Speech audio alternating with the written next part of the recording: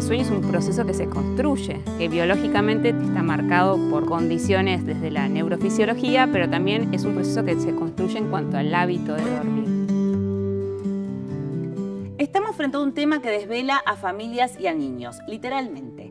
El tema del sueño. El sueño es un pilar fundamental para el desarrollo, tanto cognitivo, emocional como físico de los más chicos.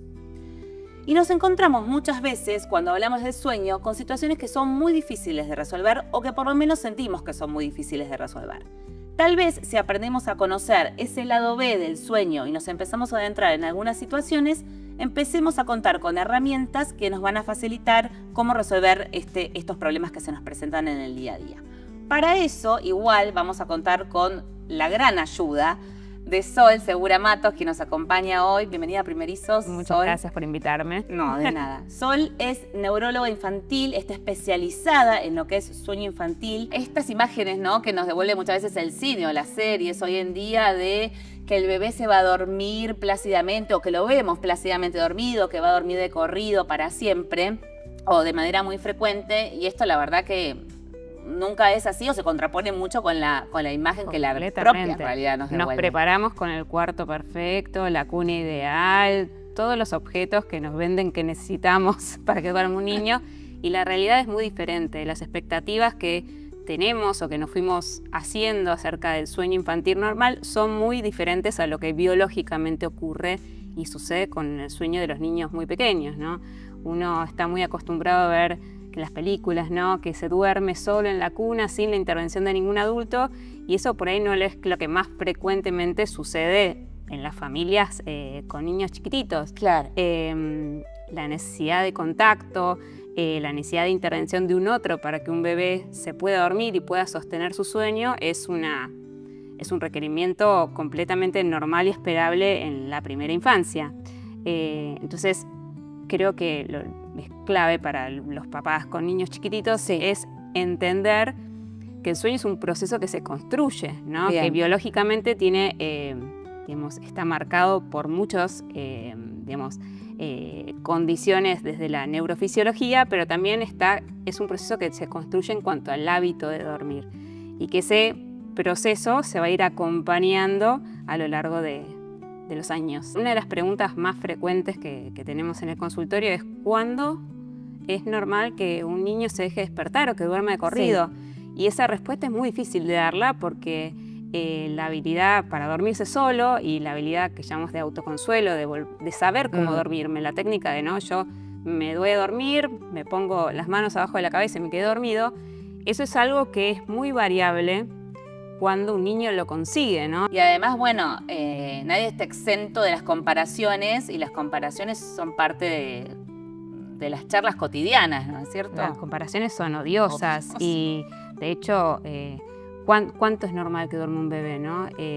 Si uno va como a indagar en los requerimientos de horas de sueño, las guías internacionales nos hablan de un rango de horas. Por ejemplo, un bebé de 6 meses es normal y esperable que duerma entre un rango entre 12 y 16, 17 horas, claro, ¿no? Son 5 o 6 horas de diferencia, es mucho tiempo. Entonces por ahí vos decís, el primo duerme, no sé, un montón de horas y mi hijo duerme mucho menos, pero bueno, lo importante es ver, también conforme a como en los controles pediátricos, yo viendo los percentilos de ese bebé, claro, que siempre se manejó en el carril de los más chiquititos, por ahí hay bebés que tienen un requerimiento de menos horas de sueño y otros que son más dormilones y duermen más horas, pero si su desarrollo y su crecimiento va acompañando eso, podemos considerarlo dentro de lo normal, ¿no? Claro. Para la edad. Hay una pregunta que resuena permanentemente cuando hablamos del sueño, también en el libro está planteado como un disparador.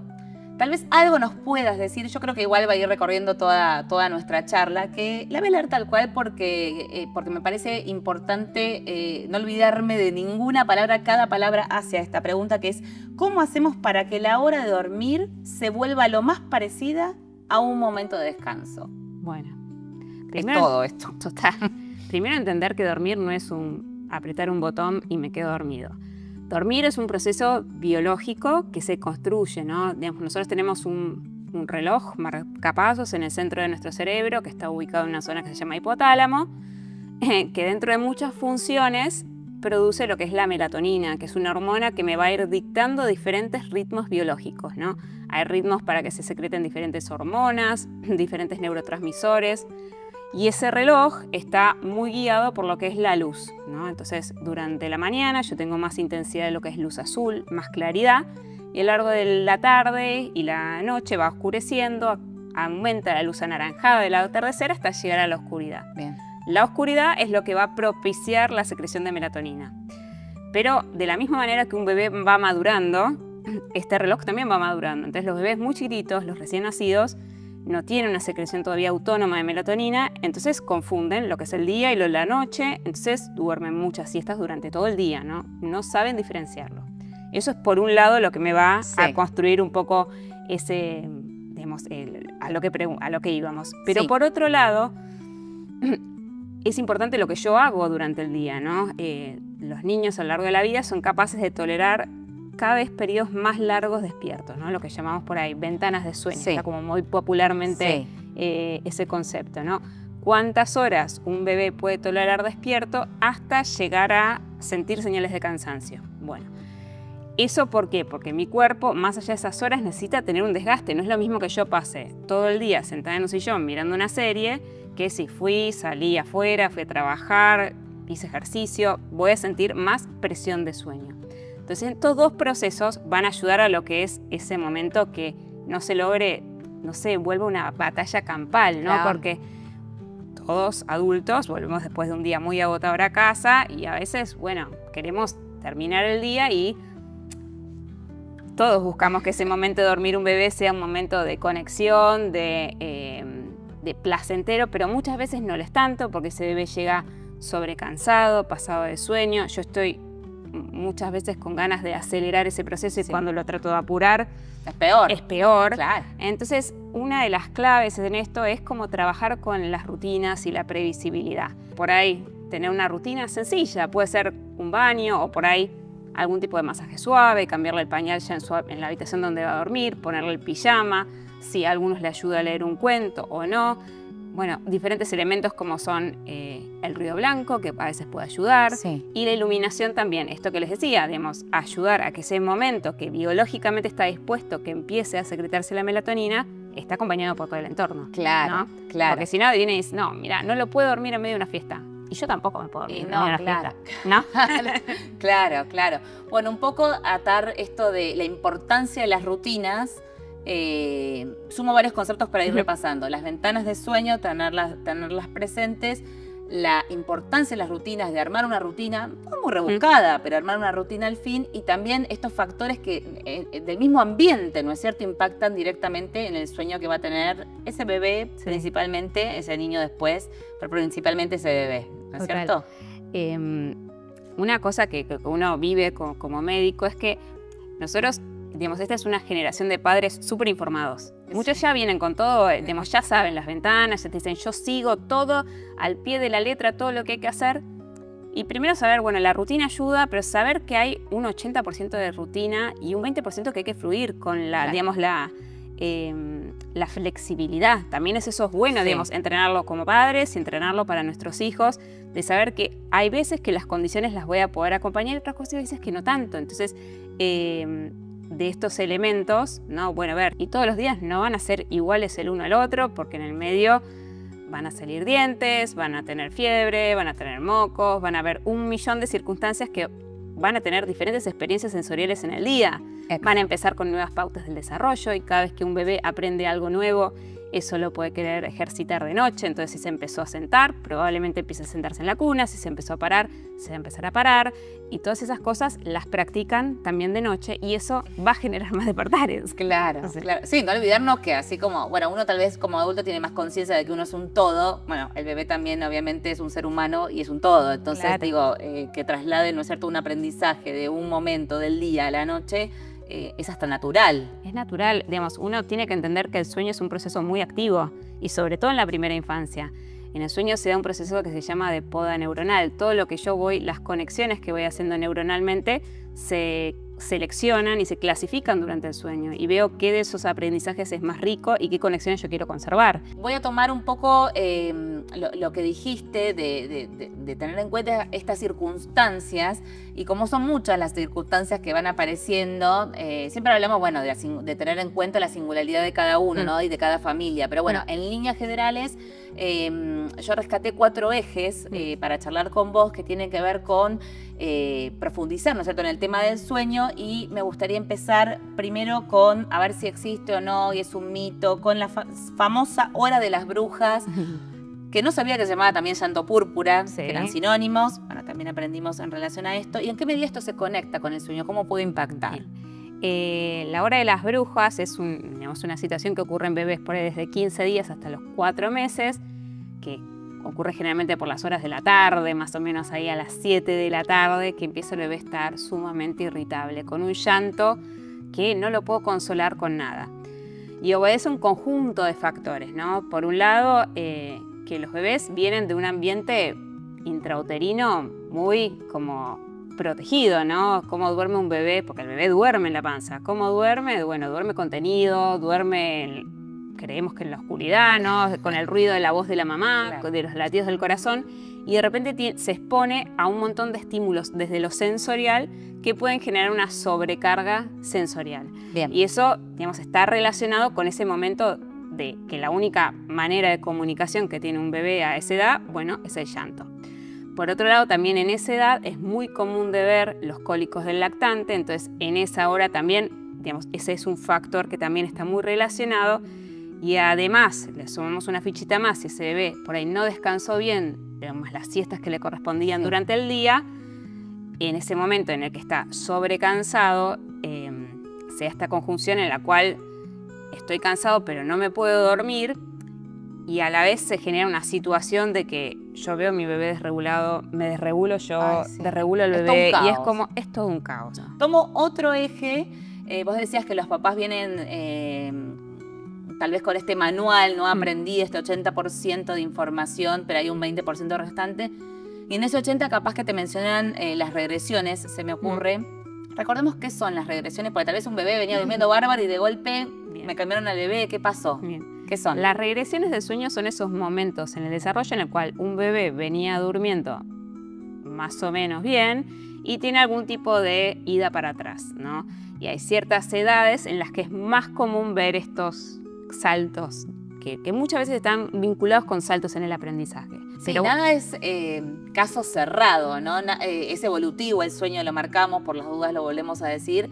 Entonces, tal vez venía durmiendo bien, se da esta regresión, logramos que vuelva a dormir bien, bueno, siguiendo determinadas pautas, y puede volver a darse alguna que otra regresión en el futuro. Claro, podemos tener regresiones a los 8 meses, cuando ocurre la angustia de separación, alrededor del año, cuando un bebé empieza a deambular. Cada vez que gana una pauta del desarrollo, es contradictorio, ¿no? Porque uno dice, está durmiendo peor, pero lo que a uno le, como médico, le sirve como... Porque una cosa son las regresiones del sueño y otra cosa muy diferente son las regresiones en el neurodesarrollo. Bien. Yo un paciente que, por ejemplo, sonreía y deja de sonreír, que se sentaba y se deja de sentar, esos son pautas de alarma por las cuales se tiene que consultar, ¿sí? Regresiones en el neurodesarrollo. Regresiones en el sueño es un capítulo que puede uno considerar siempre y cuando un bebé se desarrolla acorde a su edad, viene creciendo y no surge otra pauta de alarma que puede corresponder a estos momentos bisagras del desarrollo.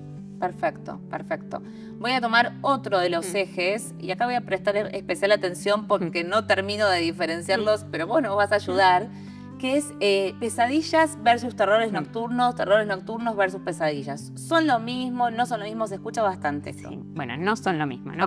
Los dos son eventos que ocurren en sueño. Entonces, en el caso de los terrores nocturnos, lo que ocurre es, por un facilitador que puede tener biológicamente el niño, un despertar abrupto a partir de una etapa de sueño bien profunda, este estadio 3. Lo que habitualmente pasa es cuando yo estoy en un estadio bien profundo, después paso al 2, al 1, digamos, y paulatinamente me despierto. Pero ese niño se despierta abruptamente desde una fase de sueño profundo y pasa a un estado intermedio, como si fuera un limbo. No está ni completamente dormido ni completamente despierto.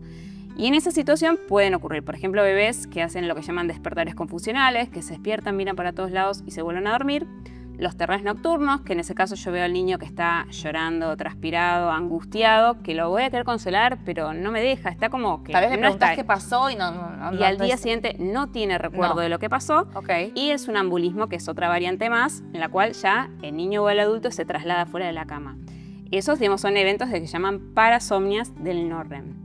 La diferencia de las pesadillas, que son despertares de sueño REM. Entonces yo me despierto y yo me acuerdo, ¿sí? Yo puedo relatar qué es lo que estaba soñando, ¿sí? El niño va a decir, digamos, va a estar angustiado, pero va a poder relatar qué es lo que pasó y no tiene amnesia de lo ocurrido. En el caso de la vez el monstruo, o sea, claro, está instalado. Exacto. Y para diferenciarlo un poco, los terrores nocturnos ocurren en la primera parte de la noche, por ahí en las primeras 2 horas de que un niño se durmió, y las pesadillas son más frecuentes por ahí cuando ya me estoy a punto de despertar. Y el último eje con respecto a esta parte que quería consultarte, porque para mí da para un capítulo entero, pero bueno, vamos a limitarlo al tiempo que tenemos. Vamos a hablar de la tecnología y de las pantallas, y sobre todo relacionado con el tema del sueño, no tanto con el desarrollo, aunque van emparentados. ¿Cómo impacta, ¿no?, la tecnología a la hora de dormir? ¿Qué tenemos que hacer? ¿Qué no? ¿Pantalla cero? ¿Qué alternativas tomamos como familias? Bueno, convivimos con las pantallas, así que es como una suerte de negociación lo que ir haciendo, ¿no? Las pantallas interfieren en el sueño por muchas vías. La primera es por el tipo de luz que emiten, porque la pantalla tiene una luz azul. Por más de que yo le ponga filtros y demás, la luz es fundamentalmente luz azul.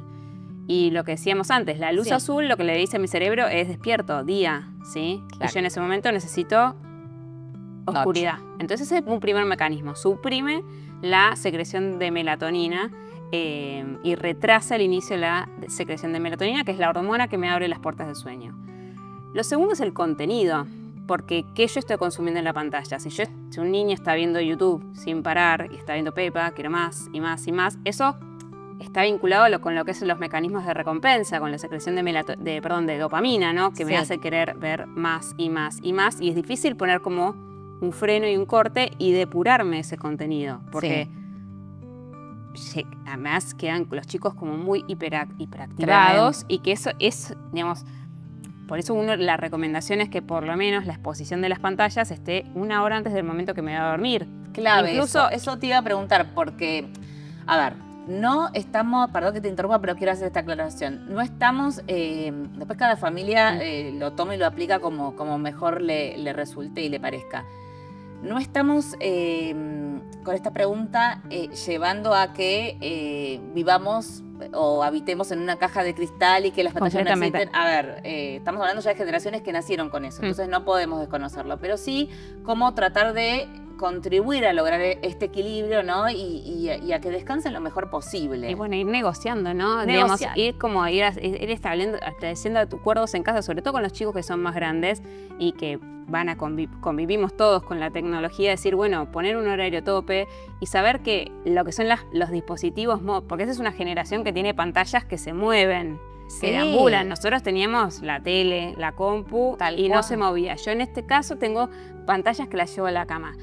En ese caso, el dispositivo, para nosotros adultos, ¿no?, como información, es mucho más nocivo que ver la pantalla a distancia, ¿no? El contenido, estar consumiéndolo dentro de la cama, retrasa aún más el inicio del sueño y las horas totales de sueño que un dispositivo que lo tengo no adentro de la cama, ¿no? Entonces, muchas veces los neurólogos recomiendan, ¿no?, esto, y lo empiezo a entender más escuchándote, de tener, por ejemplo, el celular fuera, ¿no es cierto?, de la habitación. Bueno. Es medio difícil porque ni siquiera tenemos despertador tradicional muchas veces. Es difícil, pero bueno, muchos papás, por ejemplo, tienen incorporado usar, por ejemplo, listas de ruido blanco que sean como audiovisuales. Bueno, eso reevaluarlo, porque justamente por ahí no me doy cuenta y esa pequeña estimulación que es a través de la luz, si bien es como con una música linda, agradable, bueno, puede ser algo que está como interfiriendo en ese momento. O bebés que son muy sensibles a las luces. Y por ahí la luz del aire acondicionado o la luz de, no sé, de una camarita, eso ya los activó o les provoca algún despertar precoz, porque son como muy despiertos. Es una generación que digamos, tiene innegablemente hasta en el ámbito escolar, social, digamos, las pantallas van a estar en todos lados.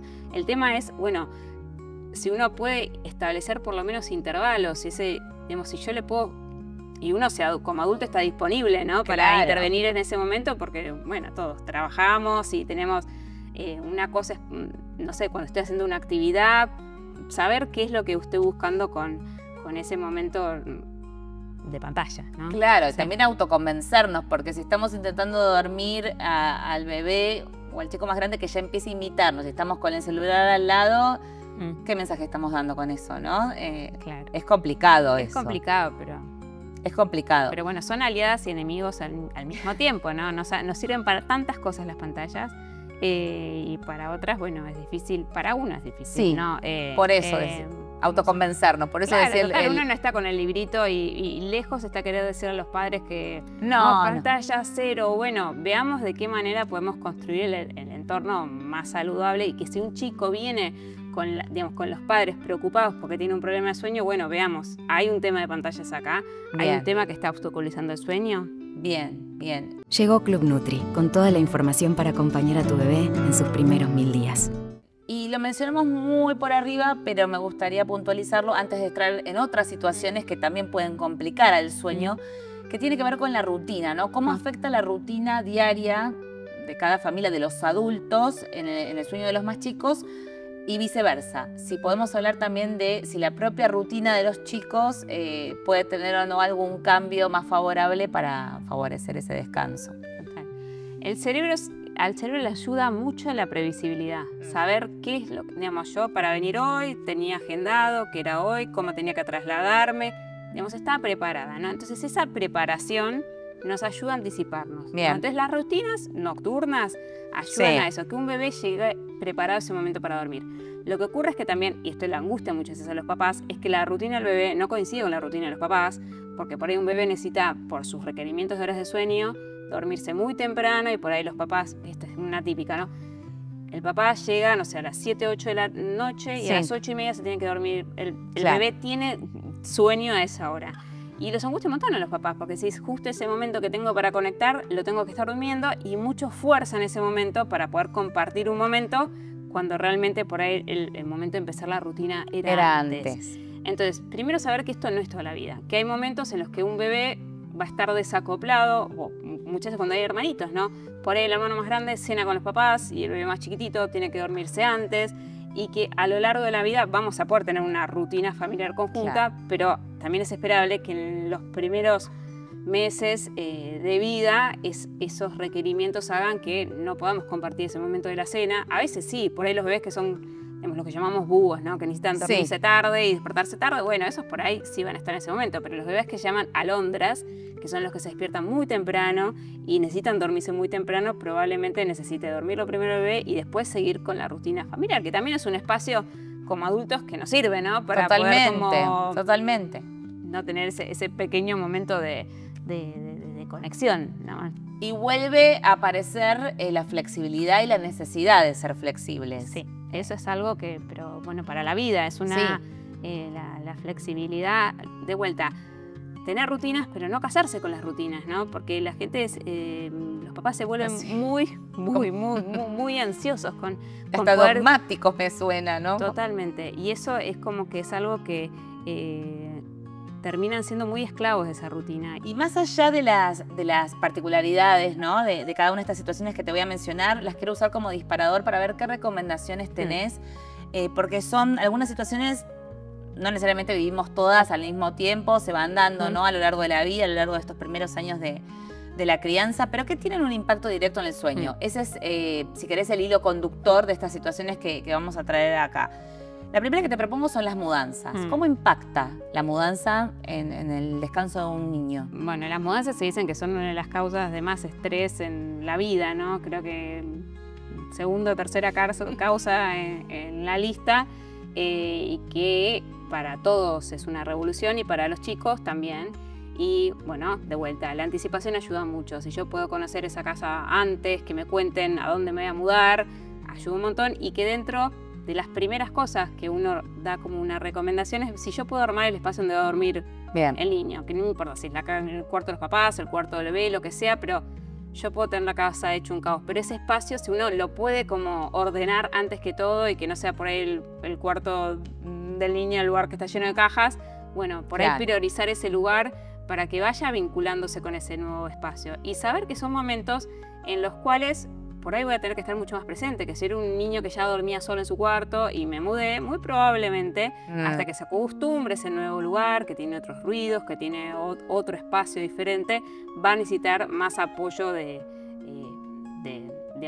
los cuidadores para conciliar el sueño y sostener el sueño, acostumbrarme a otra iluminación, otros ruidos, otro ambiente que va a ser un disruptor del sueño, ¿sí? De la misma manera cuando yo me voy de viaje, o sea, duermo diferente, ¿no? ¿Por qué? Porque es un ambiente que no estoy acostumbrado a dormirme, ¿sí? Bien, bien. La llegada de un hermanito también es clave en todo esto. Qué tema, un temón. Y la llegada del hermanito que muchas veces se presenta cuando ya está el hermanito, ¿qué hago con el que estaba durmiendo? Que por ahí estaba durmiendo en la cama, ¿no? Claro, claro. Bueno, eso también, si yo puedo planificarlo con un poco de tiempo, genial. A muchos otros nos agarró con ya el hermanito y ver qué hacemos con el otro, ¿no? Claro. Primero, como recomendación, como importante, sobre las pautas de colecho seguro, ver si yo estoy ya colechando con el más grande y quiero colechar con el bebé, digamos, las recomendaciones es que no lo hagamos, digamos, que tratemos de, por ahí, si el bebé colecha en alguna colecho y el otro niño está en la cama, o si podemos desacoplar otras alternativas. Por ejemplo, puedo poner un colchón en el piso del cuarto de los papás, o puedo empezar, si lo puedo trabajar antes de que esté ese bebé, ¿no? Porque obviamente si de repente el hermanito se entera que tengo que... Sí, se siente destronado por todos lados. Desplazado en ese momento va a ser como un choque re grande y por ahí esa mamá que está gestando y criando un recién nacido tiene que... ¿Cómo nos pasa a todos que tenemos 2 hijos? Queremos estar en todos lados. Si lo podemos planificar algún tiempo antes, mejor. Bien. Y presentar ese nuevo espacio como el mejor lugar del hermano mayor ayuda un montón. Y si hay 2 cuidadores, ver si el segundo cuidador puede acompañarlo a ese niño a dormir en la otra habitación, poner otro colchón al lado del cuarto de ese niño. Hay muchas alternativas. Lo que más sirve es pensarlo, planificarlo. Bien. Si podemos. Si podemos, ¿no? Si podemos. El destete, y que acá hago una aclaración, vamos a tener todo un capítulo reservado para este tema, pero sí me gustaría puntualizarlo acá en relación al sueño específicamente. Bueno, en el sueño existen lo que llaman asociaciones, ¿no? Algo que cómo un bebé se duerme. Hay bebés que se duermen cuando la hamaca en un cochecito, bebés que se duermen cuando los están acunando, bebés que se duermen rebotando en una pelota de pilates. 1.000.000 de formas de dormirlos. Digamos, la lactancia es una de las formas más habituales en las que un bebé concilia el sueño. Bien. Como concilia el sueño un bebé es como va a identificar la manera para volverse a dormir en la noche. Y, a ver, todos tenemos despertares a lo largo de la noche, niños y adultos. El tema es que el adulto ya sabe cómo volverse a dormir. Sí. Un bebé que se durmió succionando la teta, muy probablemente en sus despertares nocturnos necesita nuevamente esa succión para volverse a dormir, ¿sí? Eso es algo que es normal y esperable en la primera infancia, ¿sí? Primero, ¿sí? Y muchas veces uno apunta a que decir, bueno, si yo desteto a un bebé, va a dormir de corrido. Y no necesariamente es así, porque si yo le saco el pecho a un bebito y no le brindo esa estrategia, yo lo que voy a tener es un bebé llorando en la madrugada que no sabe cómo dormirse.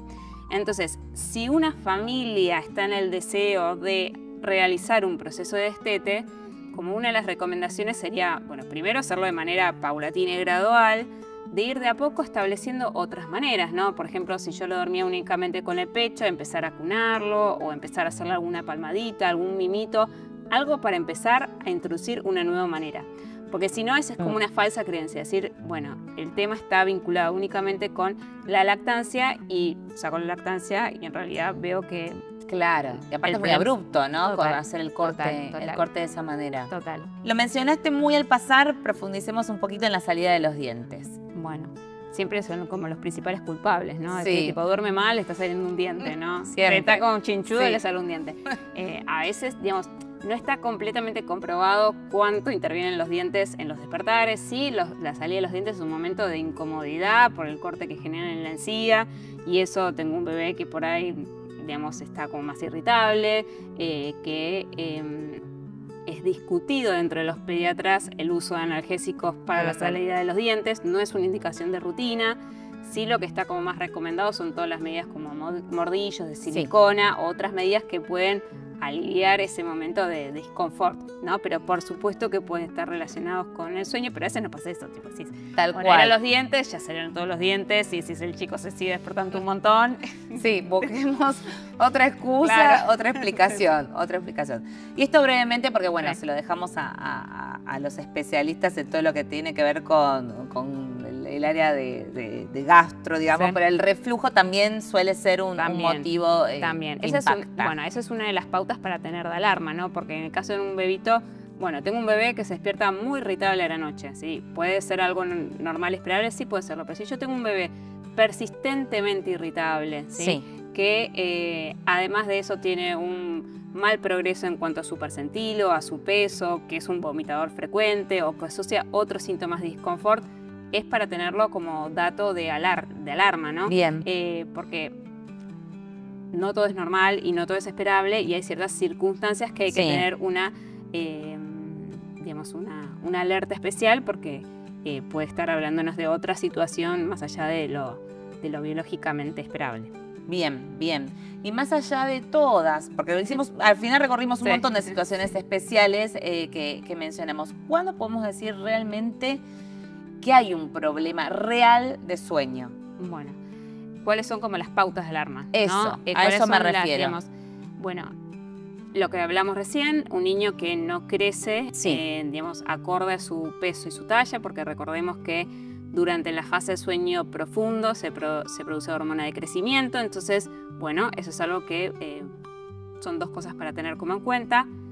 Lo segundo y muy importante para los pediatras y neuropediatras es cualquier tipo de regresión en el neurodesarrollo, ida para atrás, algo que hacía que dejó de hacer, o una detención en el desarrollo. Un bebé que no viene avanzando acorde a las pautas de desarrollo que esperamos para su edad. Porque también recordemos que en el caso de la población con algún tipo de desafío del neurodesarrollo, hasta un 80% puede tener problemas de sueño, ¿sí? Ok. Entonces eso es como alerta, ¿sí? El ronquido, ¿sí? Y las pausas respiratorias durante el sueño, también eso requieren de la atención del especialista. Movimientos durante el sueño. Nosotros, de vuelta, con la tecnología, hablemos de lo que nos sirve.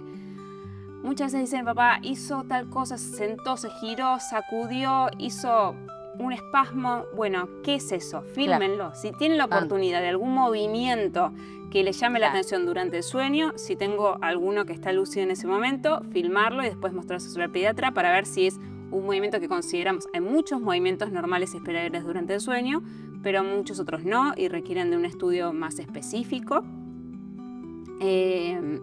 Sacudidas, movimientos de piernas durante la noche también, problemas en el aprendizaje, problemas de atención, problemas de conducta y problemas de conducta que mejoren cuando el niño duerme más horas, ¿sí? Bien. Y otro punto más, para los un poquito más grandes, cefaleas por la mañana, ¿sí? Mira. Es otro tema que también hay que tenerlo como pauta de alarma. Bien, bien, bien. Bueno, creo que nos vamos con una información súper completa, herramientas. Muchas gracias por ayudarnos a entender este fascinante mundo del sueño, muy desconocido para nosotros, muy conocido por vos, pero bueno, gracias por compartir Muchas gracias este por la lado B. invitación. Espero que les sirva la información. Por supuesto que sí. Gracias, muchas gracias.